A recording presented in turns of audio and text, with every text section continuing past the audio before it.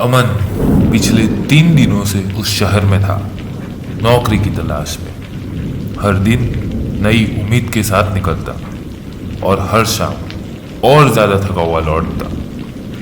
Interview अच्छे जाते थे, लेकिन जवाब कभी नहीं आता था। उस रात अमन के पास न ताकत बची थी न धैर्य।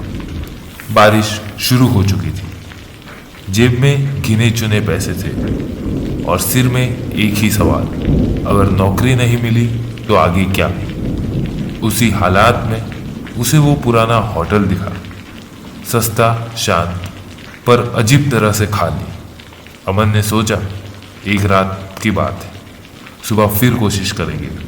अंदर घुसते ही उसे ऐसा लगा जैसे जगह ने उसकी थकान नहीं, उसका डर महसूस कर लिया हो। काउंटर पर खड़े स्टाफ ने बिना ज्यादा देखे एक चाबी आगे बढ़ा दी। कमरा नंबर 13। अमन ने हल्की सी मुस्कान के साथ चाबी ले ली।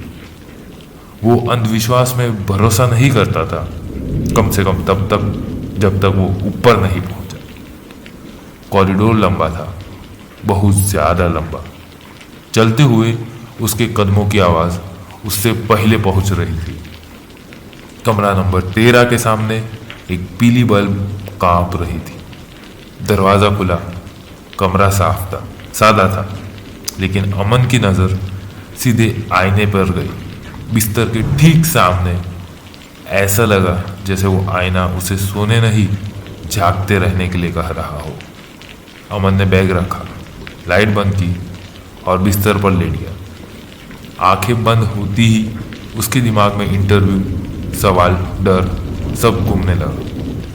और तभी रात के ठीक 2 बजे कमरे की हवा बदल गई। आईने से एक हल्की सी आवाज आई, अमन। उसका नाम। अमन की आंखें खुल गई। कमरा अंधेरे में था, लेकिन आईना साफ दिख रहा था। परछाई वही थी, लेकिन उसकी आंखें कुछ ज्यादा देर तक उसे देख रही थी। अमन का दिल तेज धड़कने लगा। उसने खुद से कहा, थकान है, नींद का वहम है। लेकिन जब आवाज दूसरी बार आई तो अमन उठ खड़ा हुआ। डर अब उसकी सोच से तेज था। उसने तय किया यह जगह ठीक नहीं है और बिना कुछ सोचे वो दरवाजा खोलकर भागने लगा। कॉरिडोर में उसके कदम दीवारों से टकराकर उसके पीछे लौट रहे थे। वो सीधा नीचे रिसेप्शन पर पहुंचा, हाफता हुआ, घबराया हुआ। उसने स्टाफ को सब बताने की कोशिश की, आईना, आवाज, डर, लेकिन स्टाफ ने कुछ नहीं कहा।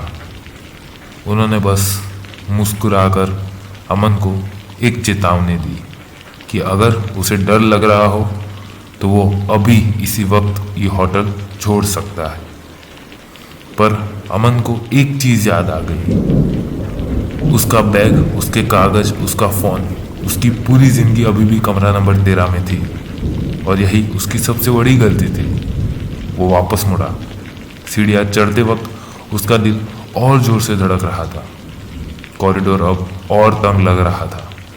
कमरा नंबर 13 उसका इंतजार कर रहा था।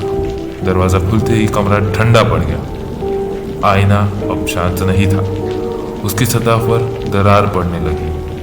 पहली दरार, दूसरी दरार। अमन ने बैग की तरफ हाथ बढ़ाया और उसी पल आईना जोर से टूट गया। कमरा जैसे सांस रोककर उसे खींचने लगा। अमन ने पीछे हटने की कोशिश की, लेकिन उसके पैर जमीन से चिपक गए।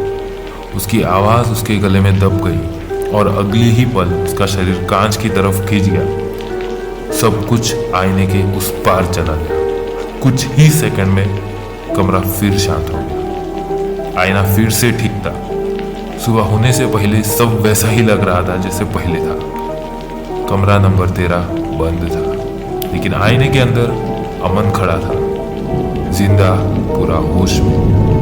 न बोल सकता था, न भाग सकता था।